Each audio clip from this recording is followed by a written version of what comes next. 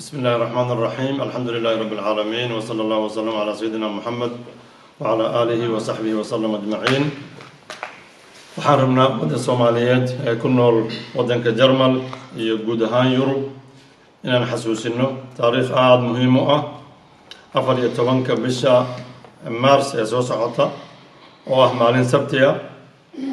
أفر يتوانك بشا مارس لوكن يلباتنك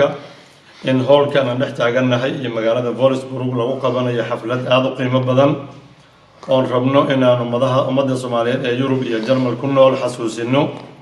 ama aan hormuud ugu noqono inay wadamaha aan la noolahay dhaqanka Soomaaliya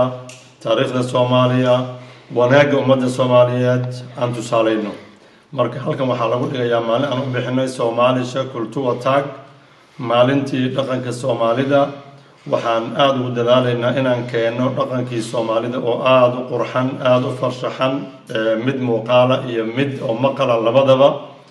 ha noqdo qalabkii dhaqanka ha noqdo heesihii ha noqdo gobayadii iyo wixii la mid ah marka waxaan ummadda Soomaaliyeed ee ku nool wadanka Jarmal iyo guud ahaan Yurub xasuusinaynaa taariikhda inay meel fiican ku qortaan inay aad u xasuustaan si fiican uga soo qayb galaan waxaan ku soo khatimayaa warkayga waxaan rabnaa inaan jaaliyadaha Soomaaliya ee Jarmal ku nool hormuud ugu noqono in laga bedelo aragtida laga qabo ummadda Soomaaliyeed aragtidii ahayd in qaxooti iyo dad masaakiin oo dad baahila soo carareeyeen aan ka dhigno ama tusaaleyn in Soomaaliya tahay wadan soo jireen taariikh leh dhaqan fiican leh hiddo fiican leh midaas marka in ummadaha ajnabiga ah aqoonin aan tusaaleyno si wada jir ah si jaaliyad xoog badan u tusaaleyno si aan muuqaalka xun ee ummadda Soomaaliya laga qabo qaybo badan uga bedelo sawir qurxan iyo muuqaal qurxan iyo taariikh qurxan uga tusaaleyno ummadahan ku dhex noolahay marka taariikhda xasuusta 14 bisha Maars 2020 oo maalin muhiima magaalada Wolfsburg iyo halkan aan joogno xaflad muhiima ka dhici doonta yaa loo daraanin aad loo yimaado wassalaamu calaykum waraxmatullaahi wabarakaatuh dhammaan waxaan u mahadnaqayaa akhyaarta ka soo qayb gashay maanta shirka halkan isugu jirta aqoonyahanka iyo culimada iyo bulshada kala duwan jamaacada dhammaan inta kadib waxaan doonayaa inaan yar u sharxo barnaamijka inagu soo fool hadii lahaydmo bisha 3 14keeda ee ka qabsoomi doona howlkan hadii ilaahay ina gaarsiiyo in loo toogahayo oo shirka waxa weeye laga soo qayb qaato qof walba iman kara qof dhow iyo qof dheerba shirkaas oo ku saabsan dhaqankii Soomaaliyeed hidiya dhaqankii Soomaaliyeed taariikhdu mar labadan ku celiyo waa bisha 3 2020ka 14keeda bisha 3 marka waxaan aad iyo aad ugu bogaadinaynaa qof dhow iyo qof dheerba qof cidii ka soo qayb gali karta shirka inay ka soo qayb galaan oo yimaadaan oo isku taxallujiyaan wixii ay kaga qayb qaadan karaan haday tahay suugaantii haday tahay xagga fanka haday ay tahay waxa weeye qofkii macnaheedu maanso ama gabay ama suugaan waxaya ama taariikhda Soomaaliya ka gaan inay soo keenaan oo waxa weeye ay halkan la yimaadaan oo lagu xuso bulshada qaybaheeda kala duwan waxaa iman doona dad dhaqanka Soomaaliyeed khabiir ku ah oo aan ahayn dadka Soomaaliyeed oo ay ka mid yihiin dad u dhashay wadanka Germany oo runtii afka Soomaaliga wax wanaagsan ka yaqaan oo dhaqanka Soomaaliyeed iyo suugaantii iyo hidihii iyo dhaqanka Soomaaliyeed wax ka garanaya oo afka si wanaagsan ugu hadlaya oo aan Soomaali ahayn runtii xiisa gaar ay leeyihiin waa in la soo dhaweeyo aad iyo aad baad u mahadsantihiin waan idin salaamayaa waxaan leeyahay jazakumullahu khayran iyo ka soo qaybgal fiican madasha iyada ah iyo maalinta iyo meesha hadii lahaydmo wabillahi tawfiiq wa salaamu calaykum waraxmatullaahi wabarakaatuh waxaan rabaa inaan xogaa yar ku daro in maalinta Maars 14keeda 2020ka inaan qaban doono xaflad ku saabsan idaha dhaqanka Soomaalida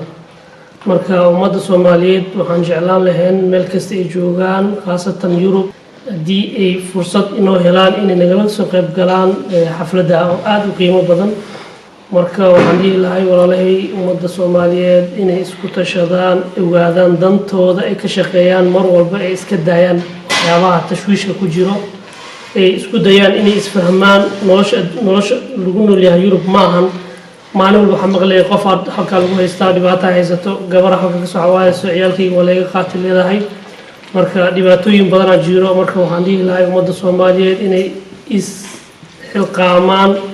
gacmaha isqabsadaan ogaadaan dantooda kana shaqeeyaan waxyaabaha muhiimka ah oo asaasiga qofka nolosha bini'aadamka looga baahan yahay marka aad iyo aad ayaad u mahadsantihiin wixii aan dhihi lahay hore loo dhahay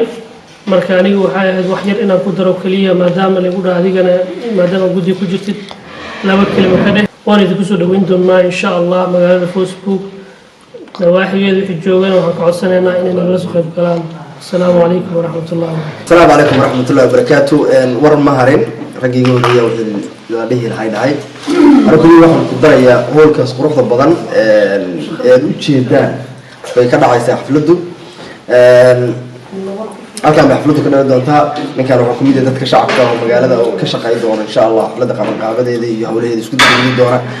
المهمة قف كست أو صومالي أو مداونا أو شرمر كتشوجا ولا العسول انتهي أنا قاعد عسولني أنا قاعد أسوق قايب قال ونقصد ويننا ده هذه يدعم كذي ونصوب بندقينا نوع ماو مقصر فينا نوع ما تد نغلق قايب قاتد وهي هذه ده كران كذا أو دو هدي يدعم كذا صوب بندقيت وما تنتي لما تصومالي دمان شاليدا halkan Philipsburg dhamaantoodii Soomaalida ku nool dhawaaxiga iyo Philipsburg aad baan salaamana salaata islaamka iyo salaamana waxaan halkan idin sheegaynaa soo ogeysiinaa in ay nagala soo qayb galaan xafladaas aan qabanayno bisha 3aad 14-keega 2020ka intaas ayaan maanta halkaas idinkaga baraarujinaynaa inay ogaataan oo nagala soo qayb gashaan dhamaan waxa ka soo qayb galaya intaas ayaan idin sheegaynaa xaggan waxa iyaguna ka hadli doona guddiga jaaliyada oo iyaguna ugu xig doonta intaan ku baraarujinno waa intaas waxaan leenahay inaan nagala soo qayb gashaan والسلام عليكم ورحمة الله وبركاته أدبان سلام دونا السلام عليكم ورحمة الله وبركاته وعلى هذا السلام يا ومدى الصومالية يبدأ وطن كجرمل كجارهان قالوا كندا سكسن النواحي كذا الصومالية كانوا وطن كجرمل كذا وحنا مجال الفوسبوك كده عندهم تحفلات وين لو قبضنا maalinta sabtida oo taariikhda 14 bisha 3 2020 xafladda soo lagu soo bandhigi doono dhaqanka Soomaalida khubaro ku takhasusay dhanka Soomaaliya dhaqamadooda oo luqad Soomaali si fiican u hadlaan iyo waxa kale maarawan buuga masterka ama maya ama duqa magaalada ama gudoomiyaha magaalada Wolfsburg aan deganaan iyo kuwa kale oo Jarmalka iyo safaaradda Soomaaliya ee wadanka Berlin iyo fanaaniin fara badan ay ma doonto oo magaalada wadanka Jarmalka la degan so everybody is welcome qof kasta soo dhaweynaa xafladda waxaan noogu martiya الفنان عبدي عادل إبراهيم فنان كي هو بالذي وبري فنان أنت وعن سنة كمية واحد طبعا الدنيا ذا كل بمير كتالو طلعان كلاتي ودانو مستعمل كتشال عداو اسكتي سلام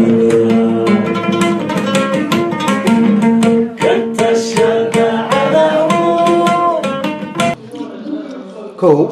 waxaa ku xiga الفنان عبدي دجي واحد xusuusahanigu lamaan xisahananiga ba'ayn xubbiga maankayga yaal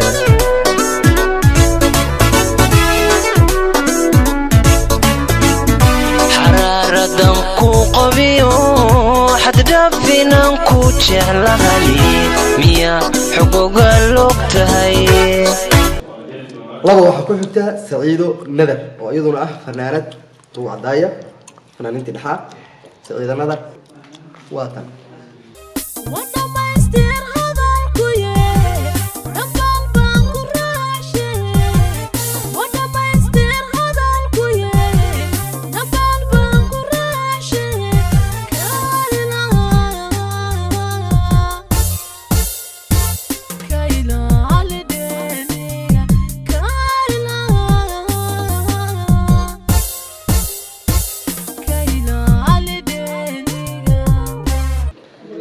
waxaa ku xiga sabankan hablaha kacay ka socday anigu adan kala socon jiray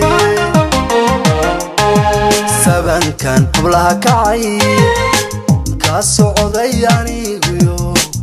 adan kala socon jiray markaad adigu socotaan